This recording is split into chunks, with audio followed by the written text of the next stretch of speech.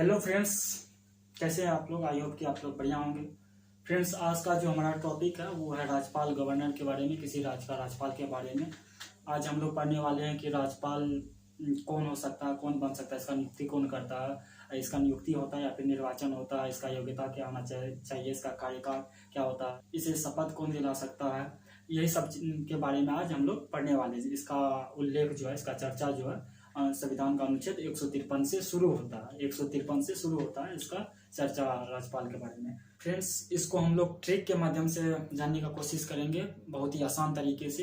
तो इसका जो चर्चा का शुरू होता है राज्यपाल का, वो संविधान का अनुच्छेद 153 से लेके 164 तक होता है। तो आज हम लोग इसको 153 से लेके 159 तक ही कवर करेंगे, क्योंकि 159 तक में टाइम भी कम लगेगा, प्लस इस सब राज्यपाल बनने का जो नियम कानून वगैरह, इसका जो कार्यकाल होता है, कार्य होता है, ये सब चीज़ इसके अंतर्गत आ जाता है। और 59 के बाद जो 60, 61, 62 होता है, इसमें क्षमादान शक्ति वगैरह होता है, जो कि हम लोग अगले नेक्स्ट वीडियो में समझेंगे। तो सबसे पहले हम लोग संविधान का जो अनुच्छेद 153 से शुरू होता है 159 तक, उसमें हम लोग देखते हैं राज्यपाल के बारे में क्या करता है। तो सबसे पहले हमारा जो है राज्यपाल गवर्नर, इसका जो चर्चा है अनुच्छेद 153 में है। कितना में? 153 में इसका राज्यपाल का चर्चा है। तो इसको हम लोग एक ट्रिक के माध्यम से जानेंगे। तो वो ट्रिक आपको याद रखना है, बस एक ट्रिक ही याद रखना है, बाकी टोटल आपको याद हो जाएगा। तो वो ट्रिक है र कानी कायो सस। र कानी कायो सस, आपको ये बस याद रखना है। र कानी कायो सस, आपको बस यही याद रखना है। इसके बाद सब जो इसका जो होगा ये तुरंत याद हो जाएगा। तो र कानी कायो सस, ये ट्रिक हमारा है। यहाँ से यहाँ तक एक ट्रिक है, र कानी कायो सस, जिसमें र 153 आता है, 159, इसके बाद ये जो 58 स में आ जाता है। तो बस आपको ये याद रखना है, र कानी कायो सस, बाकी सब आपको तुरंत इजी वे में याद हो जाएगा। तो सबसे पहले हम लोग देखते हैं 153 अनुच्छेद में क्या करता है कि राज्यपाल 153 जो है, इसमें राज्यपाल के बारे में, राज्यपाल का पद कनाडा से लाया गया। तो सबसे पहले राज्यपाल का जो पद होता है वो कनाडा से लाया गया, मतलब किसी राज्य में एक राज्यपाल भी होना चाहिए, ये सब विचार जो है, ये पद जो है, ये कनाडा से लाया गया। सबसे पहले कनाडा में जो है राज्यपाल हुआ करता था, अभी भी होता है, वहीं से राज्यपाल का पद लाया गया, कनाडा से पद लाया गया।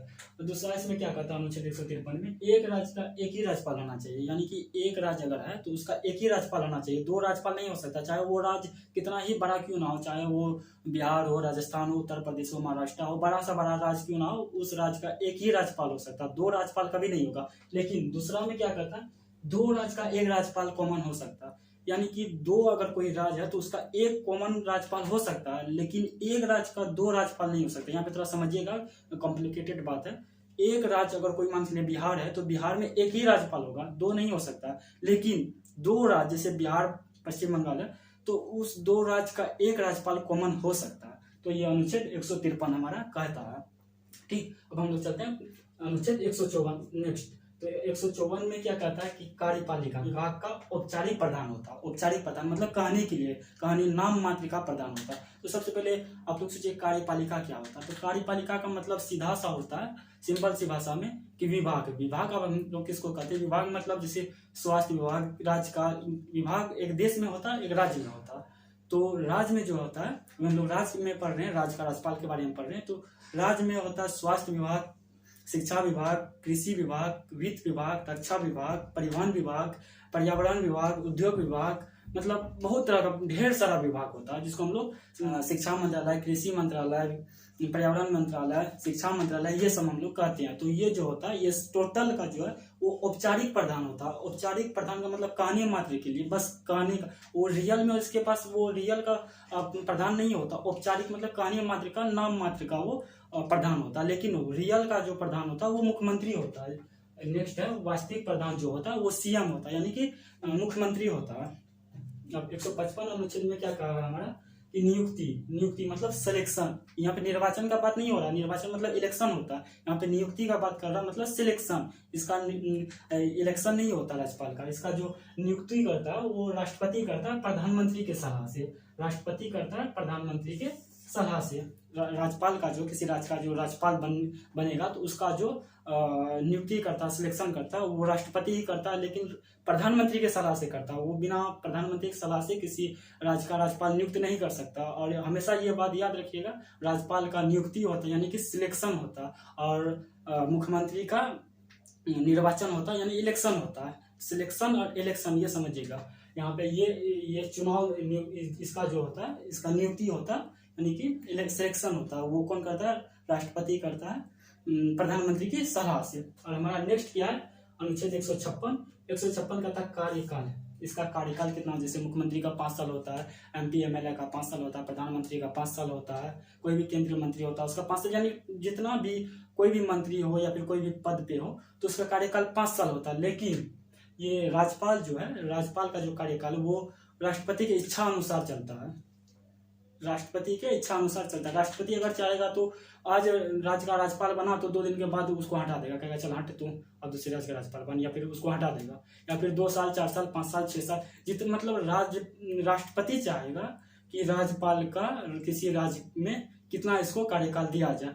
मान लीजिए अगर आज बिहार का राज्यपाल है तो हो सकता है 5 दिन के बाद कहेगा तू जाओ पश्चिम बंगाल का राज्यपाल बन, तो उत्तर प्रदेश का राज्यपाल बन, किसी राज्य का राज्यपाल कभी भी हटा सकता है उसको, सीधे सिंपल। इसका जो कार्यकाल होता है कोई निश्चित नहीं होता, अनिश्चित होता है। इसका कार्यकाल अनिश्चित होता है, वो राष्ट्रपति पे डिपेंड करता है। तो दूसरा हमारा क्या है? नेक्स्ट अनुच्छेद 157 हमारा क्या करता है? योग्यता यानी क्वालिफिकेशन। योग्यता क्या होना चाहिए? किसी राज्य का अगर कोई राज्यपाल बन रहा है तो उसके लिए उसका योग्यता क्या होना चाहिए? क्वालिफिकेशन क्या होनी चाहिए? तो सबसे पहली बात वही रटा बात, भारत का नागरिक होना चाहिए। वो भारत का नागरिक होना चाहिए। भारत का नागरिक पे भी हम कौन भारत का नागरिक बन सकता है उसके बारे में भी हम लोग नेक्स्ट वीडियो में, अगले वीडियो में बात करेंगे नागरिकता पे। तो सीधा सिंपल बात जान लीजिए, जो भारत में जन्म लिया हो वो भारत का नागरिक हो, बशर्ते उसका माता पिता भारत का निवासी होना चाहिए। भारत का नागरिक वही हो सकता है। जैसे हम लोग है, हम लोग क्या जन्म के आधार पर यहाँ पे रह रहे हैं, हम लोग का जन्म हुआ भारत में, क्योंकि हमारा माता पिता भारत का निवासी है, उसके चलते हम लोग को भारत का नागरिकता मिला है। तो इस पर हम लोग दूसरे क्लास में डिबेट करेंगे। तो वो पहला क्या, भारत का नागरिक होना चाहिए। दूसरा क्या, 35 वर्ष उम्र होना चाहिए कम से कम। 35 वर्ष उम्र होना चाहिए कम से कम राज्यपाल बनने के लिए। उसका कम से कम उम्र 35 वर्ष होना चाहिए। 35 से जितना हो चलेगा, लेकिन कम से कम 35 वर्ष होना चाहिए। और तीसरा क्या कहता है, पागल नहीं होना चाहिए। पागल समझते हैं ना, वो पागल नहीं होना चाहिए। पागल राज्यपाल नहीं बन सकता। और अगला हमारा क्या है, दिवालिया नहीं होना चाहिए। दिवालिया मतलब बैंक कर सकते हैं, मतलब जो कर्ज में डूबा हो, जिसके पास कुछ नहीं है, जो अपना सारा संपत्ति, अपना सारा कारोबार जो है वो कर्ज में या ऋण में खत्म कर दिया, यानी कि वो जो अपनी औकात से ज्यादा कर्ज ले लिया हो, जो अपनी औकात से ज्यादा कर्ज ले लिया हो, जो जिसे वो नहीं चुका सकता है कभी, तो उसको दिवालिया कहा जाता है। जैसे कि नीरव मोदी हो गया, ये सब क्या दिवालिया, जो कि यहाँ भारत छोड़ के वो इंग्लैंड भाग गया, ब्रिटेन भाग गया और वहाँ पे पूरा शौक शान से रहता है।